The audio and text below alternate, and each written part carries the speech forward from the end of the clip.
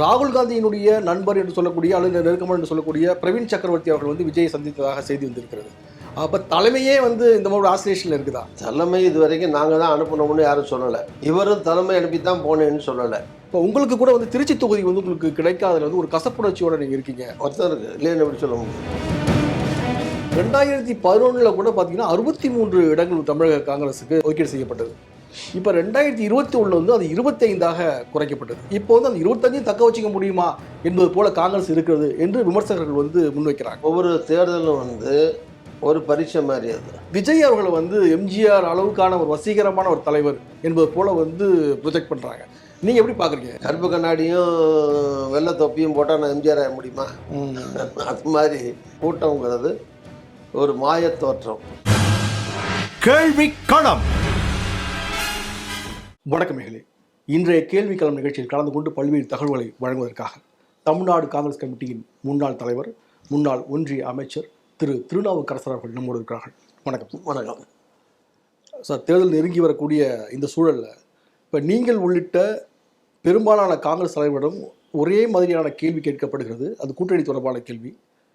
திமுகவோடு கூட்டணி தொடர்கிறதா அல்லது தமிழக வெற்றி கழகத்தின் பக்கம் காங்கிரஸ் சாய்கிறதா என்பது போன்ற கேள்வி முன்வைக்கப்படுகிறது. தமிழ்நாடு காங்கிரஸ் கமிட்டி தலைவர் செல்வப்பெருந்தை அவர்கள் வந்து எல்லா செய்தியாளர் சந்திப்பிலுமே வந்து திட்டவட்டமாக சொல்கிறார், கூட்டணி வலிமையாக இருக்கிறது, எஃகு கூட்டணியாக இருக்கிறது என்று சொல்கிறார். ஆனால் இன்னொரு பக்கம் வந்து சில தலைவர்கள் வந்து கூட்டணி ஆட்சியில் பங்கு என்பது போல சொல்கிறாங்க. சிலர் வந்து கட்சிக்குள்ளேயே வந்து விஜய் பக்கம் போகலாம் என்பது போல சொல்வதாக எல்லாம் செய்திகள் வருகின்றது. இது என்ன திட்டமிட்டே பரப்பப்படக்கூடிய ஒரு டாக்டிக்ஸாக இருக்கா? ஏற்கனவே இருக்கிற திமுக காங்கிரஸ் உள்ளிட்ட இந்த கூட்டணி என்பது இனிமேல் அமைக்கப்பட போகிற கூட்டணி இல்லை. அது ஏற்கனவே அமைக்கப்பட்டு செயல்பாட்டில் இருக்கிற கூட்டணி, நடைமுறையில் இருக்கிற கூட்டணி. ஏற்கனவே நாடாளுமன்ற தேர்தல், சட்டமன்ற தேர்தல், உள்ளாட்சி தேர்தல் இதெல்லாம் போட்டி போட்டு வெற்றி பெற்ற கூட்டணி. ஆக இந்த கூட்டணிங்கிறது இனிமே அமைய போகிற கூட்டணி இல்லை. நான் சொன்ன மாதிரி ஏற்கனவே அமைந்து நடைமுறையில் இருக்கிற கூட்டணி. இருந்தாலும் தேர்தல் வர்ற நேரத்தில் ஒரு கட்சிக்குள்ள பல்வேறான கருத்துக்கள் இருக்கலாம், தப்பு கிடையாது. அதுவும் காங்கிரஸ் வந்து ஜனநாயகமான கட்சி, ஜனநாயகம் நிறைந்த கட்சி, அதுவும் ஓவர் ஜனநாயகம் இருக்கிற கட்சி. இங்கே யார் வேணாலும் எது வேணாலும் பேசிகிட்டு இருக்கலாம், அது யாரையும் கேட்குறதில்ல. அப்படி ரொம்ப ஃப்ரீடம் அதிகமாக இருக்கிற, சுதந்திரம் அதிகமாக இருக்கிற கட்சியாக இருக்கிற கட்சி அது. ஏன்னா ஒரு வேளை சுதந்திரத்துக்காக பாடுபட்ட கட்சிங்கிறதுனால கட்சியிலையும் முழு சுதந்திரம் கொடுத்துட்றாங்க எல்லாருக்கும். ஈவன் அதர்வைஸ் இல்லைன்னா கூட நீங்கள் சொன்ன மாதிரி திமுக தான் இருக்கணும், கூட்டணி தொடரணும் ஒரு செக்ஷன். இன்னொரு செக்ஷன் நீங்கள் சொன்ன மாதிரி தலைவர்களாக இருக்கலாம், தொண்டர்களாக இருக்கலாம். அவங்க சைடில் இல்லைங்க ஒரு காலத்தில் 118 நின்னோம், அப்புறம் 76 நின்னோம், 41 நின்னோம், 25 நிற்கிறோம், அப்படியே வாட்டி குறைஞ்சிக்கிட்டே போகணுமா? ஒரு புது கட்சி வந்திருக்கு, அதோட போனால் நிறையா சீட் நிற்கலாம். ஜெயிக்கிறோம் தோக்குறோம் பரவாயில்ல, நிறையா பேருக்கு வாய்ப்பு கிடைக்கும் கண்டெஸ்ட் பண்ணுறதுக்கு. அதன் மூலமாக பிற்பாடி வந்து உள்ளாட்சி தேர்தலில் அதெல்லாம் வரும்போது நிறையா இடத்துல நிற்கிறதுக்கு வாய்ப்பு வரும். ஒருவேளை ஜெயிச்சு போயிட்டா கூட்டணி மந்திரி சேவைன்னு அவர் சொல்கிறாரு, அதுக்கெல்லாம் கூட வாய்ப்பு இருக்குது. ஏன் அதை பற்றி பரிசீலிக்கக்கூடாது? இப்படி ஒரு கருத்து. மூணாவது கருத்து கூட இருக்குது. ஒரு காலத்தில் மூப்பனார் தலைமையில் 89, 77 ட்ரை பண்ண பிறகு காங்கிரஸ் தனியாக போகிறதுக்கு முயற்சி பண்ணவே இல்லை. அடிக்கடி காமராஜ் ஆட்சின்னு சொல்கிறோம் சாதாரண காலங்களில். இப்போ தேர்தல் வந்துட்டால் 6 மாதம் இருக்கும்போதே நிறுத்திடுறோம். இன்னும் 3 மாதம் வந்துச்சுன்னா சுத்தமாக அதை பற்றி எல்லாம் பேச முடியாது. காமராஜ் ஆட்சி, காங்கிரஸ் முதலமைச்சர் அதெல்லாம் சொல்ல முடியுமா? சொல்லவே முடியாது. அப்போ சும்மா வெற்று கோஷமாக அதை சொல்லிட்டே இருக்கீங்களே தவிர அதை நடைமுறைப்படுத்துகிற மாதிரி தனியாக ஒருத்தரை கூட நீங்கள் நிற்கிறது இல்லையே. ஒரு தடவை தனியாக 224 போடுறது தோத்துட்டு போகுது. அடுத்தடுத்த தேர்தலில் உங்கள் தலைமையில் மற்ற கட்சிகளை சேர்த்து ஒரு கூட்டணி போடலாம்ல, இப்படியும் ஒரு கருத்து இருக்குது. ஆனால் 2014 தனியாக நின்று வந்து பெரிய அளவில் வாங்க முடியும், டெபாசிட்டே பணங்கள் வாங்க முடியலையே காங்கிரஸ் கட்சியால் நாடாளுமன்ற தேர்தலில். அதுதான் சரி, நாடாளுமன்ற தேர்தலுங்கிறது வேறு, சட்டமன்ற தேர்தல் வேறு, உள்ளாட்சி வேறு. எல்லாத்தையும் நீங்களே சொல்லியிருக்கீங்க காங்கிரஸ் கட்சிக்கு நாடாளுமன்ற தேர்தல் தான் முக்கியம்.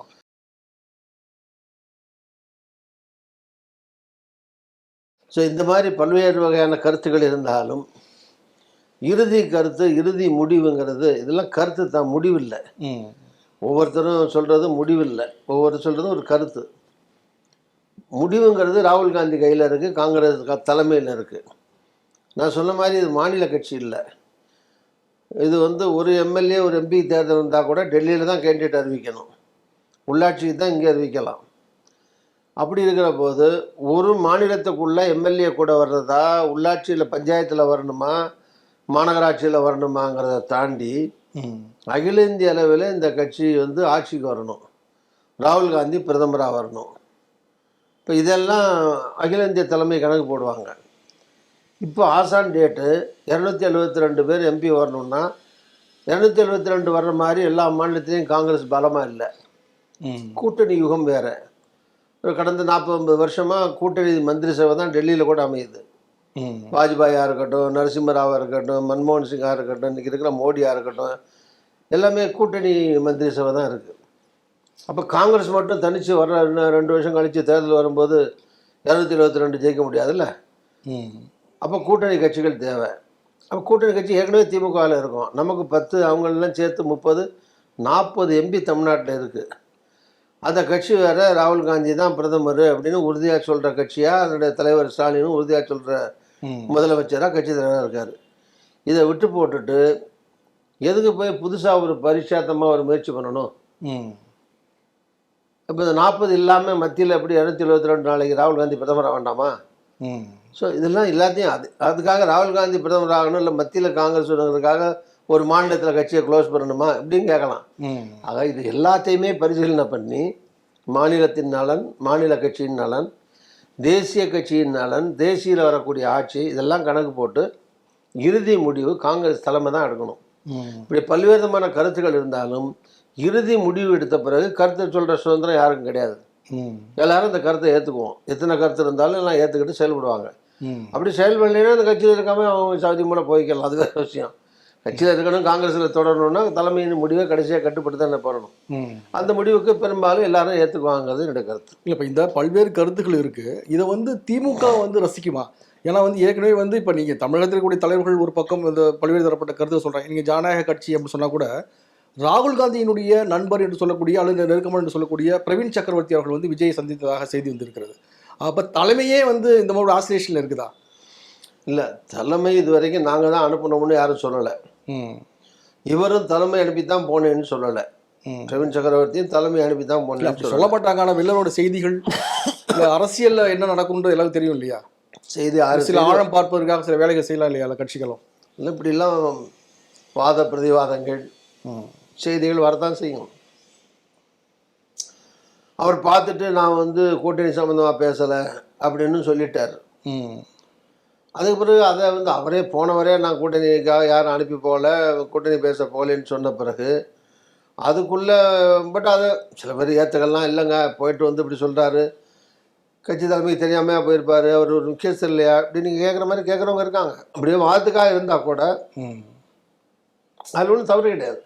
தவறு கிடையாதுன்னா எப்படின்னா, நீங்கள் சொல்கிற மாதிரி இங்கே கூட்டணியில் இருக்கோம், அங்கே போய் பேசுகிறாங்களே அப்படிங்கிறது நீங்கள் வருத்தப்படுவாங்களான்னா வருத்தப்பட்டு தான் செய்வாங்க. பட் காங்கிரஸ் ஒரு கட்சிங்கிற முறையில் எல்லா விதமான இதையும் எக்ஸாஸ்ட் பண்ணணும்னு நினச்சாலும் அதில் வந்து அதுக்காக அது முடிவெடுத்துட்டாங்கன்னு அர்த்தம் கிடையாது. இப்போ இதில் தனிப்பட்ட சில முக்கிய பிரபலங்கள், காங்கிரஸ் முக்கிய பிரபலங்களுக்கு ஒரு கசப்புணர்வு இருக்கிறது என்று சொல்கிறார்கள். இப்போ ஜோதிமணி அவர்களுக்கு வந்து செந்தில் பாலாஜி அவர்களோட வந்து ஒரு சின்ன முரண் இருக்கிறது என்று சொல்கிறார்கள். இப்போ உங்களுக்கு கூட வந்து திருச்சி தொகுதி வந்து உங்களுக்கு கிடைக்காதது வந்து ஒரு கசப்புணர்ச்சியோடு நீங்கள் இருக்கீங்க என்பது போல சொல்கிறாங்க. இப்போ திமுகவால் பாதிக்கப்படக்கூடியவர்களாக முக்கிய பிரபலங்கள் இருக்கும் பொழுது ஒரு நெருக்கடி நிலையை வந்து தலைமை சந்திக்குமா, இல்லை இந்த நெருக்கடியை வந்து தலைமைக்கு கொடுப்பாங்களா?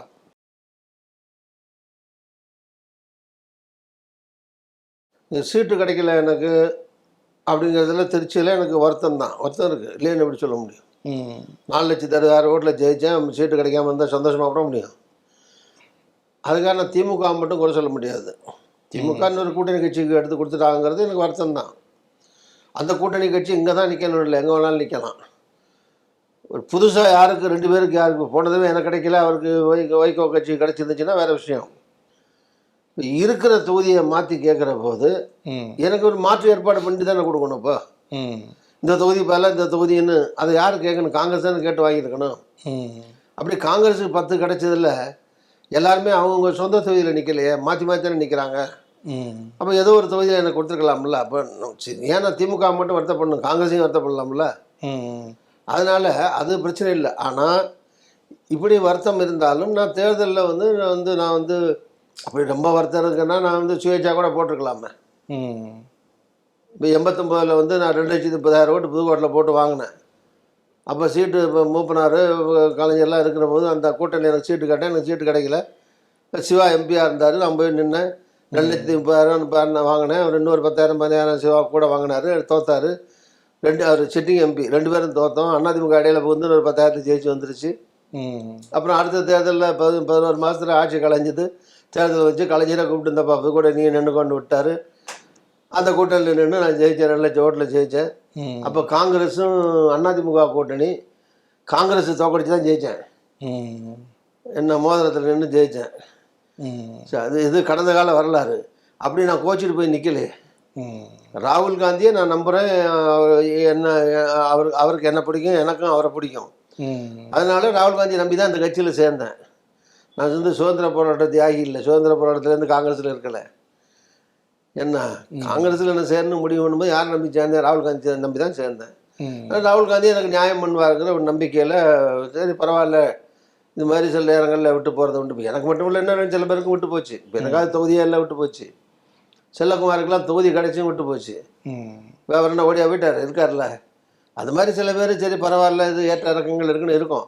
அப்படி இருக்கிற பாதிப்புனால இப்போ செல்லக்குமார் தேனம் வந்து திமுக கூட்டணி வானான்னு பேசலை. இப்போ நான் கொடுத்த யூடியூப் வரைக்கும் இன்டர்வியூவாக இருக்கட்டும், உங்கள்கிட்ட சொல்கிற டிவி வரைக்கும் திமுகவில் இருக்குன்னு தானே சொல்கிறேன். திமுகவில் நீங்கள் சொன்ன மாதிரி திமுக மேலே கசப்பு இருக்குது உங்களுக்குன்னா, நான் திமுகவில் கூட்டணியே போடக்கூடாது, ஜெயிச்சாலும் தோத்தாலும் பரவாயில்ல, இந்த கட்சி நான் விஜயோட போவோம் அப்படி நான் சொல்கிறேன் இல்லையே. இங்கே தானே இருக்கணும்னு சொல்கிறேன். அதனால் கசப்பாக விருப்பெல்லாம் என்னை பொறுத்த வரைக்கும் அந்த விஷயம் கிடையாது. எனக்கு லார்ஜர் இன்ட்ரெஸ்ட்டில் ஒரு ஜனநாயக ரீதியாக நான் ஒரு 50 வருஷம் அரசியல்வாதிங்கிற முறையில் எதுக்கு வாய்ப்புகள் இருக்குது, தமிழ்நாட்டில் காங்கிரஸுக்கு எது நன்மை, அகில இந்தியாவில் எது நன்மை, ராகுல் காந்திக்கு எது நன்மை, கட்சிக்கு எது நன்மை, இந்த அடிப்படையில் எல்லாருக்கும் பொது நன்மையை கருதி தான் நான் என்ற கருத்து சொல்கிறேன். வெறுப்புகள் அடிப்படையில் சொல்லலை. அப்படி பார்த்தா ஒரு காலத்தில் திமுக கலைஞர் 2 ரொம்ப நெருக்கமாக இருந்திருக்காரு. நான் சொன்னேன் அந்த காலத்தில் ஒரு அதிமுககாரன் கல்யாணத்துக்கு திமுக தலைவர் போவாரா? என் கல்யாணத்துக்கு வந்து வாழ்த்தியிருக்காரு. ஜெயலலிதா கருத்து வேறுபாடு நான் வந்த பிறகு அந்த கூட்டணியில் நின்று 9 சீட்லாம் எனக்கு கொடுத்துருக்காரு. கம்யூனிஸ்ட்டுக்கு 10, எனக்கு 9 சீட்டு கொடுத்து தேர்தலில் போட்டி போட்டதுக்கெல்லாம் கலைஞர் ஹெல்ப் பண்ணியிருக்காரு, கூட்டணியில் சேர்த்துருக்காரு. அது மாதிரி எனக்கு என்ன திமுகவில் நீண்ட கால பகை ஒன்றும் கிடையாது. தேர்தலில் கூட்டணியில் நின்று ஜெயிச்சிருக்கேன். ஒரு கூட்டணியில் சீட்டு கிடைக்காமையும் போயிருக்கலாம். அதுக்காக அது நிரந்தர பகைன்னு சொல்ல முடியாது. ஸ்டாலின் எனக்கு 30-40 வருஷமாக அவர் அரசியலுக்கு வந்த காலத்திலேருந்து நான் வந்த காலத்திலேருந்து 2 பேருக்கும் இறுக்கமான நட்பு தொடர்பு எல்லாம் இருக்குது.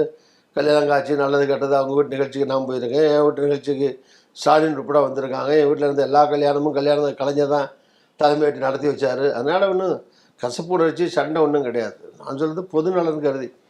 அதே மாதிரி நீங்கள் இப்போது ஜோதிமணியும் வந்து கசப்பு என்ன இருக்குது, அங்கே லோக்கலில் சின்ன சின்ன கருத்து வேறுபாடுகள் லோக்கலில் இருக்கிற மந்திரிகளுக்கும் அவங்களுக்கும் இருக்கலாம்.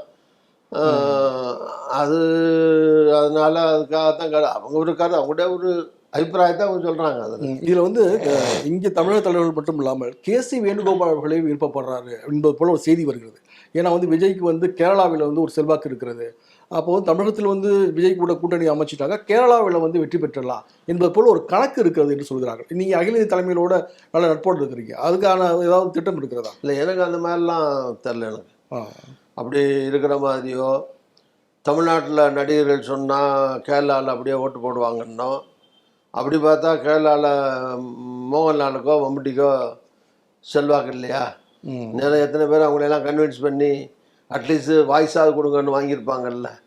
ஸோ கேரளாவில் ஒரு விழிப்புணர்ச்சி கூட்டணின்னு அமைஞ்சா வந்து ஒரு பிரச்சாரத்துக்கு வருவார், அது மூலமாக கூடுதல் கவனம் இல்லை. இதெல்லாம் கால்குலேஷன் தான், இதெல்லாம் வெளியே சொல்கிற யூகங்கள் தானே.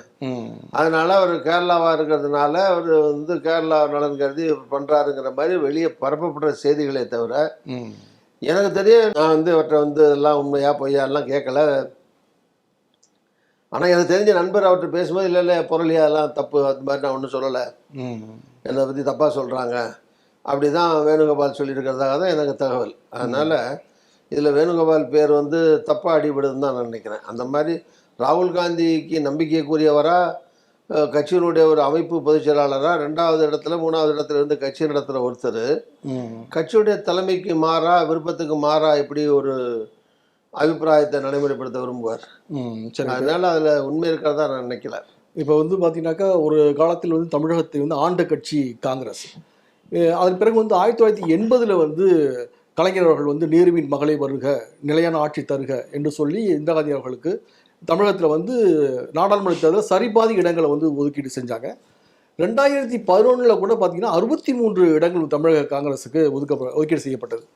இப்போ 2021 வந்து அது 25ஆக குறைக்கப்பட்டது. இப்போ வந்து அந்த 25 தக்க வச்சுக்க முடியுமா என்பது போல காங்கிரஸ் இருக்கிறது என்று விமர்சகர்கள் வந்து முன்வைக்கிறாங்க. இப்போ இந்த நிலைமைக்கு என்ன காரணம்னு நீங்கள் நினைக்கிறீங்க? நீங்கள் வந்து ஒருவேளை வந்து சுதந்திரத்தை வாங்கி கொடுத்த கட்சி என்பதால் வந்து பழைய கட்சின்னு மக்கள் நினைக்கிறாங்களா? புதியவர்களை வந்து அந்த கட்சிக்கு வந்து இழுக்க தலைவர்கள் தவறி விட்டார்களா? என்ன நடக்குது காங்கிரஸ் கட்சியில்?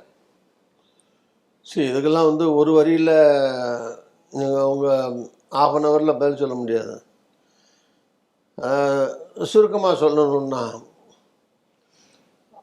நான் சொன்ன ஒவ்வொரு தேர்தலும் வந்து ஒரு பரீட்சை மாதிரி. அது இது சராசரி கணக்கெல்லாம் போட்டு 52லேருந்து கணக்கு போட்டு காங்கிரஸ் எத்தனை தடவை எந்தெந்த தொகுதியில் எவ்வளோ இடத்துல போட்டி போட்டுச்சு, எவ்வளோ ஜெயிச்சது, சராசரி போட்டு பெண்ணை கேட்குறது, அப்படியெல்லாம் கணக்கு போட முடியாது. அந்தந்த தேர்தலுமா பிரத்யேகமான சூழ்நிலையில் இந்த பக்கம் யார் தலைமை, அந்த பக்கம் யார் தலைமை, ஆட்சியில் யார் இருக்கா, எதிர்கட்சியில் யார் இருக்கா, யார் வரணும், யாரை தோக்கடிக்கணும், அதுக்கு என்ன ராஜதந்திரமான முடிவை எடுக்கணும்னு அப்போ அந்தந்த கட்சிகளுக்கு முடிவு போடுற அடிப்படையில், தேவையின் அடிப்படையில் அது முடிவு எடுக்கப்படுது. இல்லை, கட்சிகளுடைய முடிவு ஒரு பக்கம் இருக்கிறது, அரசியல் ரீதியான விமர்சகர்கள் முன்வைக்கக்கூடிய கருத்து இல்லை, சில பரவாயில்ல பொதுமக்கள் கருத்து என்ன சொல்றாங்க, காங்கிரஸ்ல வந்து தலைவர்கள் அதிகமான பேர் இருக்காங்க, இல்லை அதுக்கு எதிராக தொண்டர்கள் இல்லைன்னு சொல்றாங்க. நான் முடிச்சிடறேன், சொல்ல வரேன். நீங்கள் சொன்ன மாதிரி பழசெல்லாம் சொன்னீங்க, 1980 சொல்கிறீங்க இல்லையா? அதுக்கு முந்தி நீங்கள் பார்த்தீங்கன்னா கலைஞர் வந்த உடனே முதல் இப்போ திமுக வெர்சஸ் காங்கிரஸ் தான் தமிழ்நாட்டுடைய அரசியல். காங்கிரஸ் எதிர்த்தானே திமுக ஆரம்பிக்கப்பட்டது தமிழ்நாட்டில். அண்ணா காலம் வரைக்கும் அப்படி தான் இருந்தது. முதல் கூட்டணி காங்கிரஸோடு ஏற்படுத்தினது வந்து கலைஞர் தான், அல்லது காங்கிரஸ் கூட்டணி ஏற்படுத்திக்கிட்டது கலைஞரோட தான். அவர் முதலமைச்சர் வந்த பிறகு தான் 71 தேர்தலில் காங்கிரஸ் 2ஆக இருந்தது. காமராஜர் இருந்தார், காமராஜர் காங்கிரஸ், ஓல்டு காங்கிரஸ், இந்திரா காந்தி காங்கிரஸ் இருந்தது. அப்போ அந்த காங்கிரஸில் ஒரு சீட்டு கூட வாங்கலை. அப்போ எம்எல்ஏக்கு ஒரு இடம் கூட கொடுக்காம தேர்தல், பார்லிமெண்ட்டுக்கு மட்டும் சீட்டு வாங்கிட்டு அந்த தேர்தலில் 71 தேர்தல் நடந்தது. அந்த காலமும் இருந்திருக்கு. ஒன்றுமே இல்லாமல் காங்கிரஸ் இந்த காலமும் இருந்திருக்கு. நீங்கள் சொன்ன மாதிரி அடுத்து வந்த தேர்தலில் வந்து 80 வரும்போது பாதி வாங்கி நின்றுருக்கு. எம்ஜிஆர் ஜெயலலிதா காலத்தில் 1/3 வாங்கி 74 75 வாங்கி நின்றுருக்கு. அப்புறம் இந்த மாதிரி 40 வந்து நின்றுருக்கு. ஸோ அது சொல்ல வந்ததுன்னா, அதை பழசுகளை வந்து அப்போ பாதி நின்னீங்களே, இப்போ ஏன் பாதி நிற்கலை? அப்போ பாதி இருக்கும்போது யார் முதலமைச்சர், இந்த பக்கம் யார், அந்த பக்கம் யார், இங்கே எத்தனை கூட்டணி, அங்கே எத்தனை கூட்டணி, இந்த மாதிரி அதில் 100. நான் கேட்குறது ஓட் பேங்க் கேட்குறேன். தொண்டர்களுடைய எண்ணிக்கை குறைஞ்சிருச்சா? ஓட் பேங்க் குறைஞ்சிருச்சா? ஓட் பேங்க் வந்து இருந்தது. நீங்கள் தனியாக போனால் தானே ஓட் பேங்கை பரிசோதிக்க முடியும். இப்போ காமராஜர் தனியாக கட்சி நடத்தும் போது ஒரு 18, 20%, 22% ஓட் பேங்கெலாம் இருந்திருக்கு. ஏன் மூப்பனார் நிற்கிற போதே இப்போ தனியாக வந்து 89 வந்து தனியாக, 77 கூட விடுங்க, 89 வந்து எம்ஜிஆர் இறந்த பிறகு நடந்த தேர்தலில் திமுக ஆட்சிக்கு வந்தது. அப்போது ஜெயலலிதா தலைமையில் நாங்கள்லாம் இருந்து 26 எம்எல்ஏ தான் ஜெயித்தோம், 50 லட்சம் ஓட்டு வாங்கினோம். அப்போ காங்கிரஸ் வந்து மூப்பனார் தலைமையில் போட்டி போட்டு ராஜீவ்காந்தி இருந்தார், 45-46 லட்சம் ஓட்டு வாங்கினாங்க. 4 லட்சம் ஓட்டு தான் வித்தியாசம். அவங்களும் 26 எம்எல்ஏ வந்தாங்க. பட் அதுக்கு பிறகு இங்கே வந்து மதுரை, மருங்காபுரி, செய்யாறுலாம் வந்து 29 வந்துச்சு பின்னாடி. ஆனால் அந்த தேர்தலில் 26. தமாக 96 எலெக்ஷன், தமிழ்நாடு எலெக்ஷன் ரூல்ஸ், சட்டசபை விதிகளின்படி யார் ஓட்டு கூட இருக்கோ அவங்க எதிர்கட்சி வரணும். அதனால ஜெயலலிதா கட்சி தலைவர், நான் கட்சி துணைத் தலைவர், மூப்பனார் காங்கிரஸுக்கு ஃப்ளோர் லீடர், சட்டமன்ற கட்சி தலைவர் இருந்தார். இப்படி இருந்த காலங்கள் இருந்திருக்கு. அப்போது ஒரு 20% குறையாமல் வந்திருக்கு. அதிமுகவில் ஜானகியம்மா தனியாக நின்று அவங்க ஒரு 10% வாங்கினாங்க. பின்னாடி கட்சி சேர்ந்துச்சு, சின்னம் சேர்ந்துச்சு, ஆட்சிக்கு வந்தாங்க, கூட்டணி வந்து அந்த வரலாறு வேறு விடுவோம். அதுக்கப்புறம் தனியாக நிற்கலையே. நீங்கள் சொன்ன மாதிரி 25 சீட்டு வாங்கினா 5% தான் வரும். 60 சீட்டில் நின்னீங்கன்னா 7% வரும். அதனால் நிற்கிற வாக்கு எண்ணிக்கை தக்கன மக்கள் எல்லாத்தையும் தமிழ்நாடு முழுதும் வந்து அது சதவீதமாக எடுத்துக்க முடியாது. ஒரு கணக்கு போடுறோம், இவ்வளோ நிற்கிது, இவ்வளோ சீட் நின்றுச்சு, எவ்வளோ ஓட்டு வாங்கினாங்க, சராசரி வரும்போது 5% 6% இருக்கலாம். அதுவே இன்னும் தனியாக போனீங்கன்னா இன்னும் கூட கூட வரலாம். இல்லை, அது வெற்றி பெற கூட்டணியாக இருக்கும்போது 5க்கு 7 8 கூட வருது. அது தோற்று தான் போகும்போது இந்த 2 குறையுது. அந்த மாதிரிலாம் அந்த சதவீதங்கள் கூடும் குறையுன்னு வச்சுங்களேன். பட் அதுக்காக நான் ஒரு விஷயத்தை நான் ஒத்துக்கிறேன். காங்கிரஸ் வந்து பழைய பலத்தோடு இல்லையே, இது சாதாரண கேள்வியுடைய அடிப்படை தான். வாக்கு சதவீதம் குறைஞ்சிருக்கு. தொண்டர்கள் பத்தலையா, இல்லை தலைவர்கள் சரியாக வேலை பார்க்கலையா, என்ன காரணம் எதுன்னு கேட்குறீங்க. இது வந்து ஒரு மாநில கட்சிகளுடைய ஆதிக்கம் அதிகமாகிற யுகம் அப்படி மாறிடுச்சு. அது கடந்த காலத்துலேருந்து இந்த காலத்தை நீங்கள் பார்த்தீங்கன்னா, வட மாநிலங்களில் கூட நீங்கள் வந்து சில மாநிலங்களில் நேரடி போட்டி பிஜேபிக்கும் காங்கிரஸுக்கும் 4-5 மாநிலம் தான் அப்படி இருக்கும். மீதம் பெரும்பாலான மாநிலங்களில் அங்கே இருக்கிற மாநில கட்சிகள் உள்ளே வந்துடுறாங்க. பெரிய மாநிலங்கள், அது பீகார், யூபி, மகாராஷ்டிரா, மாதிரி வெஸ்ட் பெங்கால், இது மாதிரி எல்லா மாநிலமுமே, டெல்லி, ஹரியானா, இது மாதிரி இப்போ தமிழ்நாடு இப்படி வந்துடுறாங்க. ஸோ அவங்க பலமாக இருக்கிறதுனால அவங்களோட கூட்டணி போடும்போது என்ன ஆகுதுன்னா, சீட்டு குறைச்சி வாங்கி வாங்கி பல மாநிலத்தை நிற்க வேண்டிய சூழ்நிலை இருக்குது. இன்னொன்று, அப்போ பெருந்தலைவர் காமராஜர் இருக்கிற போது, ஈவன் மூப்பனார் இருக்கிற போது இருந்த நிலைமை வந்து, அதுக்கடுத்து அப்படியே காங்கிரஸ் வந்து கொஞ்சம் தலைவர்கள் வந்து எப்படின்னா, யாரோ தலைவர்கள் வந்து யாரும் பிறக்கும் போதே தலைவர்களாக பிறந்து வாரதில்லை. இருக்கிற தலைவர்களுக்குள்ளே யாருக்கு செல்வாக்கு இருக்கோ, யாருக்கு மக்கள் ஆதரவு இருக்கோ, யாருக்கு மக்கள்கிட்ட பிரபல்யமாக இருக்காங்களோ, யாரால் அந்த கட்சியை பலப்படுத்த முடியுமோ அது மாதிரி பார்த்து அந்தந்த மாநிலங்களில் போட்டு, வருஷத்துக்கு ஒரு மாநில தலைவர் போடாமல் 2 வருஷத்துக்கு ஒரு ஆளை மாற்றிக்கிட்டே இருந்தால் என்ன பண்ண முடியும்? இப்போ பெருந்தலைவர் காமராஜரே முதலமைச்சராக வந்தார். அவர் இருக்கிற போது பெருந்தலைவர் காமராஜரை எதிர்த்தவங்களும் இருந்தாங்க. அவர் முதலமைச்சராக நிற்கிற போது அவரை எதிர்த்து தான் பக்தவச்சல் இவன் சி சுப்பிரமணியம் போட்டி போட்டார் முதலமைச்சருக்கே.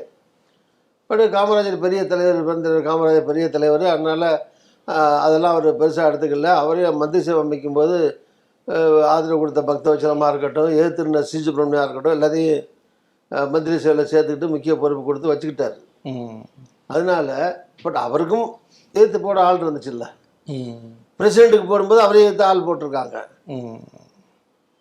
ஆனால் 2 வருஷம் காமராஜர் தமிழ்நாடு காங்கிரஸ் தலைவர், 2 வருஷம் சி சுப்பிரமணியம் காங்கிரஸ் தலைவர், 2 வருஷம் பக்தவச்சலம் காங்கிரஸ் தலைவர், இது மாதிரியே போட்டு வந்தாங்கன்னா காமராஜரே ஆட்சி அமைச்சிருப்பாரான்னு சொல்ல முடியாது. அவர் ஒரு 10-15 வருஷம் ஒரு கட்சி நடத்த தமிழ்நாட்டில் விட்டதுனால தான் அவர் வந்து ஒரு ஒப்பற்ற ஒரு தலைவராக, எதிர்ப்பில்லாத ஒரு தலைவராக, காங்கிரஸில் சின்ன சின்ன கோஷ்டிகள் இருந்தால் கூட அவங்களுக்குள்ள அங்கனங்கன்னே அவங்க 1-2 சீட்டு கேட்டுக்கலாம் கொடுத்துருக்கலாம். அதையும் அனுசரித்து போகிற ஒரு தலைவராக. ஸோ எல்லாத்தையும் சமாளித்து அவர் போனதுனால தான் அவர் 10 வருஷம் முதலமைச்சராக இருந்தார். பக்தவச்சலத்தை 5 வருஷம் கொண்டு வந்தார். 15 வருஷம் ஆட்சியில் இருந்தது. அதாவது தேசிய தலைமை அளவுக்கு அதிகமான தலையீடு செய்கிறது அப்படிதான் எடுத்துக்க முடியும். தலையீடு இல்லை, நெருக்கடி கொடுக்குறதா தமிழக தலைவர்கள்லாம் இல்லை. தமிழ்நாட்டை மட்டும் சொல்ல, இந்தியா முழுதுமே சொல்ல. தமிழ்நாட்டை பற்றி பேசுவோம். தமிழ்நாட்டில் நான் அது அகில இந்திய கட்சி, அகில இந்திய ரீதியாகவே சொல்கிறேன். அகில இந்திய ரீதியாகவே தமிழ்நாட்டில் மட்டுமல்ல, இந்தியா முழுதுமே எல்லா மாநிலங்கள்லையும் போட்டால் ஒரு 5 வருஷம் அந்த மாதிரி அவங்கள இருக்க வைக்கணும். அன்லஸ் அவங்க ஏதாவது பெரிய தப்பு பண்ணுறாங்க, குற்றச்சாட்டுக்கு ஆளாகிறாங்க, அவங்கள தூக்கிட்டு தான் ஆகணும். அது காரியம் இருந்தால் மாற்றிட்டு வேற ஆளை போட்டுக்கலாம். சும்மா ரொட்டீனாக இதே வேலையாக 2-2.5 வருஷத்துக்கு ஒரு ஆள், அப்புறம் 2 வருஷம் கழிச்சு இங்கே வந்து 4 பேர். காங்கிரஸுக்கு கலாச்சாரம் என்னென்னா விளையாட்டாக ஒன்று சொல்லுவாங்க. மாநில தலைவர் போட்டுட்டு அவர் அங்கேருந்து டெல்லியிலேருந்து ஒருத்தர் கிளம்புறாருன்னு வச்சுங்க, அவரை மாற்றுறதுக்கு தமிழ்நாட்டிலேருந்து ஒரு கோஷ்டி கிளம்பிடுவான். இதெல்லாம் அங்கே என்டர்டெயின் பண்ணக்கூடாது. ஸோ கோஷ்டி பூசல் தான் காங்கிரஸ் கட்சி. அதுவும் ஒரு காரணம். அது யார் தலைமை அங்கேருந்து கட்டுப்படுத்தி விடக்கூடாது. அதை போட்டாச்சியில் அவர் தான் இருப்பார், போய் வேலையை பாருங்க ஏன்னா அனுப்பணும். ஒத்துக்கிட்டு வேலையை பாரு, இல்லைன்னா வீட்டில் போய் படுத்துக்க, அவர் பார்த்துக்குவார் அப்படின்னு அனுப்பணுமே தவிர, யாரை போட்டாலும் போடுறதுக்கு முந்தி யோசிச்சு போடணும். போட்ட பிறகு நிர்பந்தங்கள்னால யாரையும் மாற்றக்கூடாது. அன்லஸ் அபரிமிதமான குற்றச்சாட்டுகள் தவறுகள் நடந்தால் ஒழிய ரொட்டீனாக மாற்றிக்கிட்டு இல்லாமல். காங்கிரஸ் வளர்ச்சி நலன் கருதி நான் சொல்கிறேன். எனக்கு வந்து யாரையும் குறை சொல்லணுங்கிற நோக்கத்தில் ஒன்றும் இல்லை. நான் காங்கிரஸ்காரன், காங்கிரஸை நானே குறை சொல்லி என்ன ஆக போகுது? ஒன்றும் பிரயோஜனம் இல்லை. அப்போ மாற்றம் வேணும்னா மாற்றத்துக்கான காரணம் சொல்லி தான் ஆகணும். இல்லை நாங்கள் வந்து 100% கட்சி பலமாக இருக்குது, தலைவர்கள்லாம் பலமாக இருக்கும், நல்லா வேலை பார்க்குறோம், ஆனாலும் தோத்துக்கிட்டே இருப்போம்னு சொல்ல முடியுமா? என்ன காரணங்கிறத ஆய்வு பண்ணி தான் நாங்கள் கசப்பாக கூட இருக்கலாம். கண்டிப்பாக. இப்போ புதுசாக இருந்தால் கூட கீறி விட்டால் தான் காயும், மருந்து போட்டால் தான் காயும். அப்படியே வச்சுக்கிட்டு மட்டும் கட்டுப்பட்டு இருந்தீங்கன்னா ஆறாது. இல்லை, அதனால நான் என்ன சொல்கிற கருத்து என்னென்னா, காங்கிரஸ் வந்து இன்னமும் வந்து அதை வந்து இன்னும் சீரமைக்கணும்னா கீழே வந்து திமுக அதிமுக பலமாக இருக்குன்னா கீழே கட்டமைப்பு. ஒவ்வொரு ஊர்லேயும் கிளை இருக்குது, ஒவ்வொரு ஊர்லேயும் பினாமி கிளையில் சும்மா கிளை இருக்குன்னு கையெழுத்து வாங்கி வச்சுக்கிற கூடாது. ஒரிஜினலாக கிளை இருக்கணும், ஒரிஜினலாக பூத்து இருக்கணும். பூத்தில் இருக்குது, பூத்து கமிட்டிகள் இருக்குது. இப்போ 76 பூத்து இருக்குது. இப்போ கிராம பூத் கமிட்டிலாம் உருவாக்குனாங்களே செல்வப்பிரதி அவர்கள் தலைமையில் போட்டுட்ருக்காரு. இப்போ இல்லை அந்த போடுறோம். இதெல்லாம் பாரம்பரியமாக திமுகவில் இருக்கே, பாரம்பரியமாக அதிமுகவில் இருக்கே. ஏதாவது செத்து போனால் ஃபுல் பண்ணிக்கிடுவாங்க, கட்சி விட்டு போயிட்டா ஃபுல் பண்ணிக்குவாங்க. ஆனாலும் ஒரு நிலையான அமைப்பு இருக்குல்ல. புதுசாக நம்ம இப்போ போய் தேடி போடுற மாதிரி தேடி போடுறது இல்லைல்ல. தேர்தல் வந்துச்சுன்னா இப்போ 5 வருஷம் விட்டு கடைசி நேரத்தில் இங்கே யார் இருக்கா பேர் இருக்கான்னு பார்த்து போட்டுட்டு இருக்கிறது வேற. அதில் ஒரு பெர்மனண்ட் அமைப்பு மாதிரியே ஸ்ட்ரக்சரலாக இருக்குல்ல பார்ட்டி. அந்த மாதிரி பார்ட்டி ஸ்ட்ரக்சரை கட்டமைக்கணும். என்ன இன்னும் உதாரணம் சொல்கிறேன். இப்போ பிஜேபி நட்டா இருக்கார், அவருக்கு வந்து இப்போ பீரியட் முடிஞ்சு போச்சு, அவரை தொடராருன்னு வச்சுங்க. ஒரு 45 வயசில் ஒருத்தரை கொண்டாந்து செயல் தலைவர்னு போடுறாங்க.